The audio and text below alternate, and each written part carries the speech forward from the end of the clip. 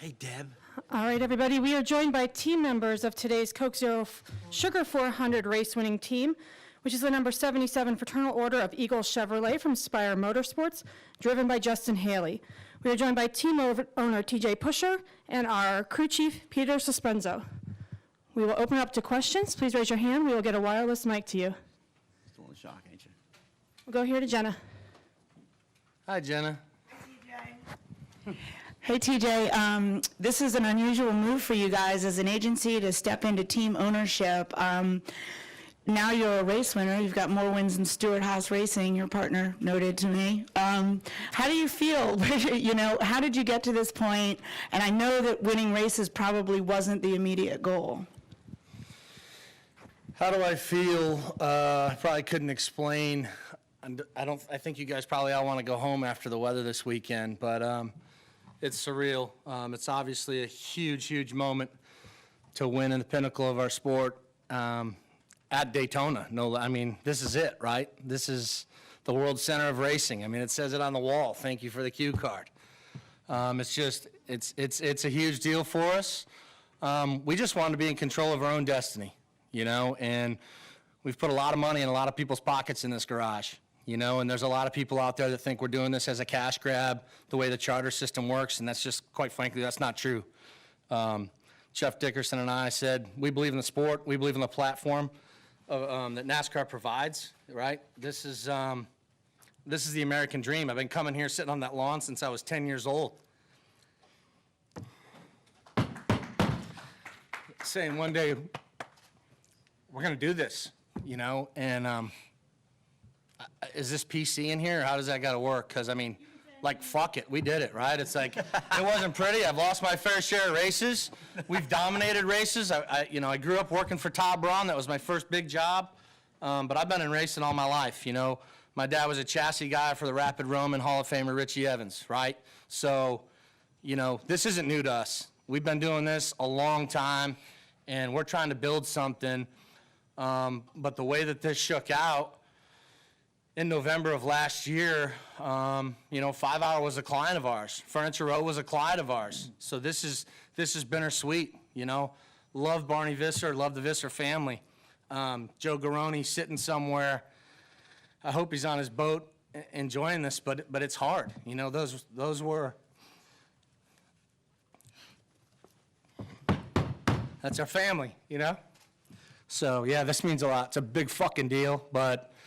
This is we did it early, and look, it's not lost on me that luck was on our side today, but I'm not going to feel bad about it at all.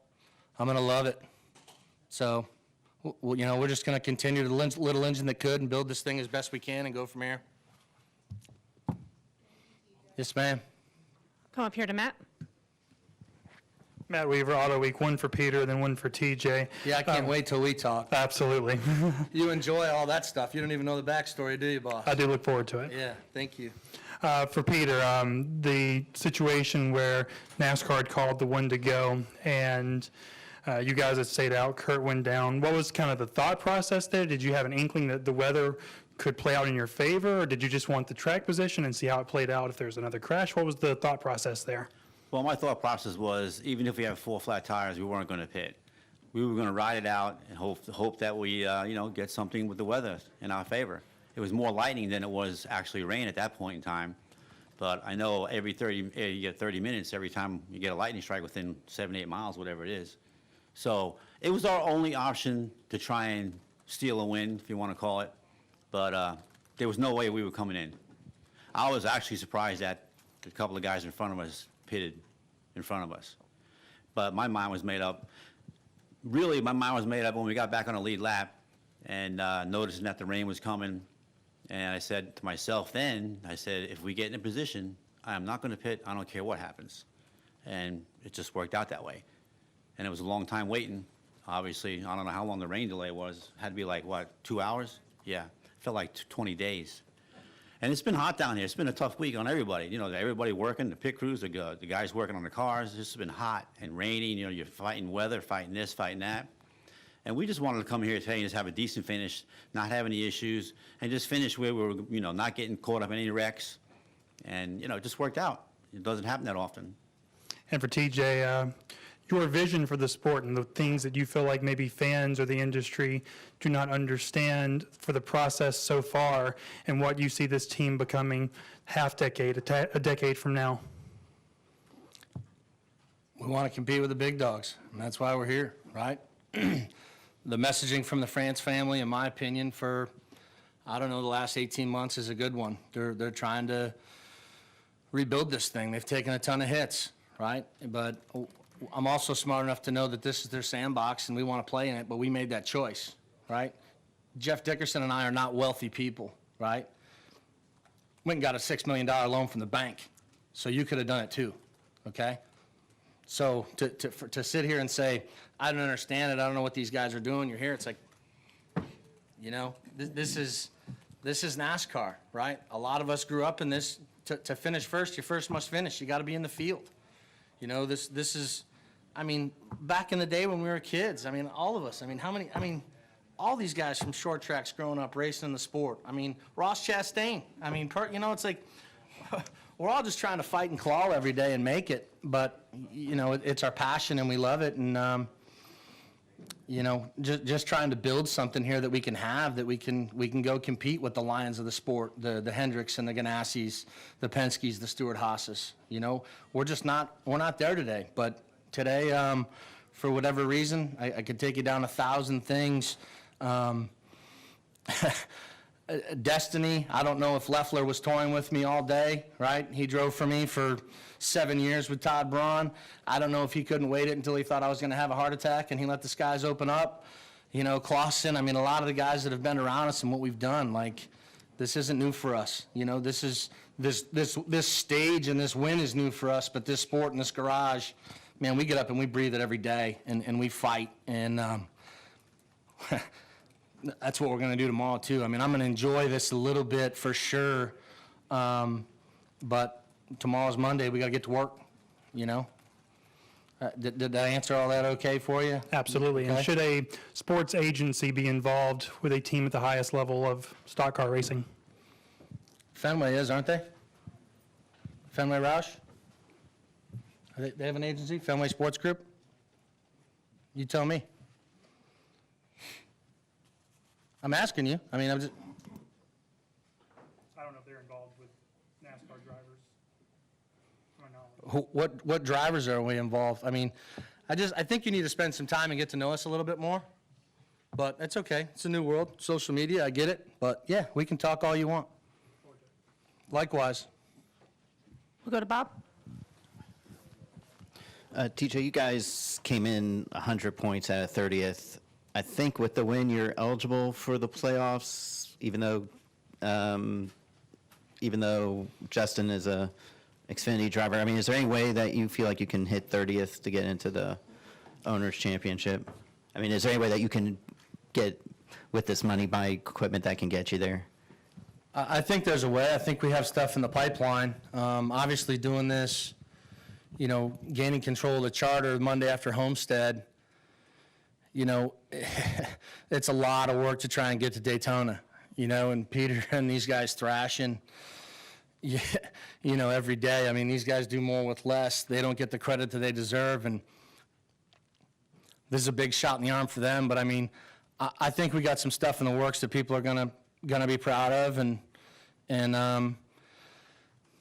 you know, I'd like to say more. I just can't yet. You know, we don't have all the contracts done and we don't have everything in place, but you know, we're gonna try and get better here every day, bit by bit. But at the same time, you know, as I alluded to the last question with Weaver, it's just we don't have the deep pockets to go out and just dump it all in. You know, we're gonna build it slow, and we got money. We're gonna put money in, and when we don't, we hate it, right? I mean, we hate it, but we're gonna do what we got to do to show up and fight. I mean, you know, you've been doing this a long time. I mean, you know, Peter's, you know, to see him and for us to be at Talladega and be in that pack and watch J.J. Haley up there fighting for that stage points, like we're sitting next to each other and high five. You know, you'd think we won the race. You know, it was just it was that type of deal. It's the underdog story, but. yes, Bob, we're going to try to get better. Obviously, this changes things on some level, but I'd be lying if I said even if I know what that even means today. Do we have any additional questions out there for Peter or TJ? Go ahead, Deb. Congratulations, and this is for Peter. It's been a long time for you since you've been back in Victory Lane, and what was your thought process during this rain delay, and were you in any contact with Justin during that period? Well, we were. He was by the car and by the pit box for a little while. We were talking a little bit. But the last time I won a race was at Hendrick Motorsports with Joe Nemechek at Richmond in a rain out.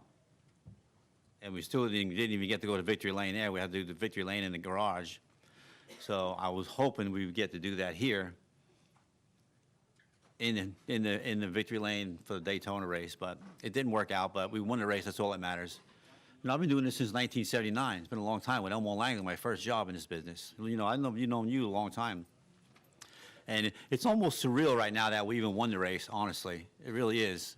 Because, you know, where we're working now, you got to multitask. You got to do 10, 15 jobs because we don't have the people. You know, we don't have the resources. But there are a couple opportunities during the year that we get a chance to maybe do this right here. And it feels good. And, you know, all my guys, it's not even going to sink into them until next week when we come to the racetrack. And all the other guys from the other teams congratulate everybody. That's when you realize that, you know, you've done something pretty special. You know, and TJ, Justin, I'm happy for this guy right here because he deserved it. You know, he was due. And now he's a Monster Energy Cup winner. He can, whatever that list is now, what is it, 200 and some, 201, 200, I don't know how many it is, but he's on that list now. He's on the shorter list instead of the bigger list, for sure, of non-winners. So I'm really happy for him. And as we just learned, Justin Haley, the race winner, has joined us. Just a couple of fun facts about this win today. Justin is the 20th different driver to win his first Monster Energy Series race here at Daytona, the 10th to accomplish it in the July race.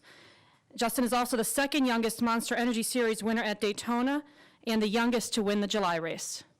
We will continue with questions for our trio up here. Please raise your hand. We'll get a wireless mic. Go ahead. Vipul Talang, the Avion newspaper. I just have a question. So about the decision to move the race to August, do you think that now that the rain kind of helped you guys in July, would you want to keep it in July for tradition, or do you agree with the decision to move it? I'll speak to that. Nobody ever can take this win. We're the only one to be able to do this. So we made history today. The last race from July 4th weekend. But go ahead. You summed it up. Yeah. I mean, it's not that often you get to make history, and we made history today. The last July 4th race for Daytona.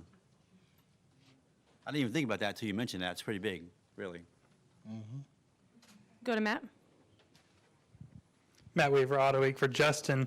Given the way last July played out in the Xfinity race and then the way yesterday played out, do you even go into today's race thinking that there's a chance, or are you just trying to do the job, take care of the car? Like, how do you go from the mindset of just trying to take care of a car to now you've got a chance to win it? Well, it's hard.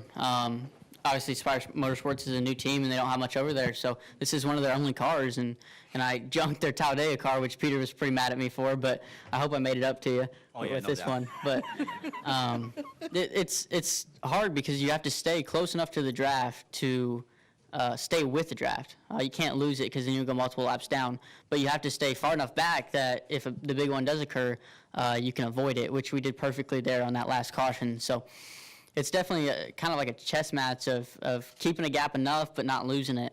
So strategically today, I was just riding around, and I would have been really happy with the lead lap finish. This is my only third Cup start ever, so you know, there was no expectation to win. It wasn't even a thought in my mind. I was really focused on the Xfinity race. When I finished second in that to Ross, it was a bummer, but happy for everyone at College Racing. But to come over here with Spire Motorsports and do something pretty special with a new team is definitely unbelievable. Go to Martin.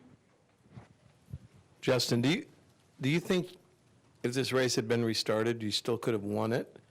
And two, I don't know if you're religious, but did you literally pray for rain?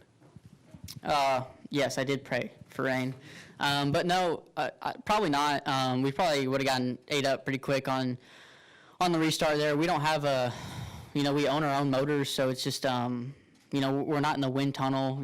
There's nothing to it. The guys built the car and rolled a motor out that they've been running all year, and it was probably refreshed a few races ago. So it's not like we have any technical alliance or big cup team motor or anything. I mean, it was just, like I said, we were just trying to keep the fenders on it, and that was the whole goal of the day, was just to finish the race with no scratches. So probably not. If we would have gotten back green, there was really up and down there because we did get back in the car, and the skies were pretty clear, and I was like, man, like, it's over. Like, that was our chance. It was great strategy by Peter to leave me out there when Kurt and Landon pitted, because I did see lightning out of my windshield in 3 and 4 a good bit, and I kept calling, and I was like, man, there's definitely lightning.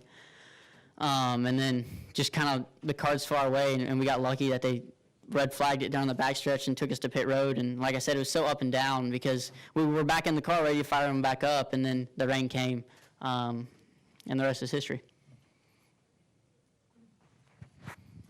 Terry Sabston, WNDB. Do you think there was any advantage to running the Xfinity race and then the Cup race? There weren't too many drivers that did that, and you're one of the few. Does that give you any? Did it give you any advantage? Did it make you more comfortable out there? Did it make you feel better about running today?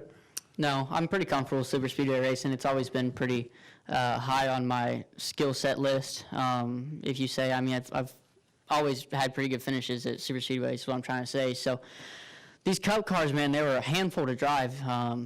You would think at Daytona you'd just be wide open, but we were lifting all the way out of the gas in the center of the corner just to keep them underneath us. I mean, they were super, super wild to drive. Scary at some points, and especially when you're 3 wide, it's definitely tough. So the Xfinity cars are a lot easier to drive, and I think it probably took a hand to how hot it was today. And there was really no grip on the track, which, you don't think at Daytona does much of a difference, but they were sliding around like crazy, and it was definitely a handful. So did it help? Probably not, but I always love racing. So any race I can enter is a plus for me. Yeah, we didn't even get in the draft in practice. We made 3 single car runs in practice. That was it. So he is a very good speedway racer for not as much experience as he has, but he's run up front in every one of them, which was a big plus today. And him, we made that green flag stop. He got on pit road quick, got out pit road quick, and we were able to get the lucky dog. So that was all on him too, doing that, to put us in position to make the call. Go to Holly.